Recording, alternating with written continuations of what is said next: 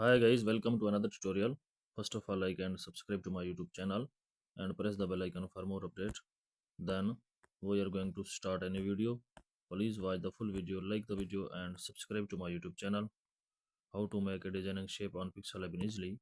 Open the Pixel Lab, select a shape, duplicate the shape, change the color of shape, select the erase color to by color red, adjust the shape, select another shape, change the color of shape, duplicate the shape,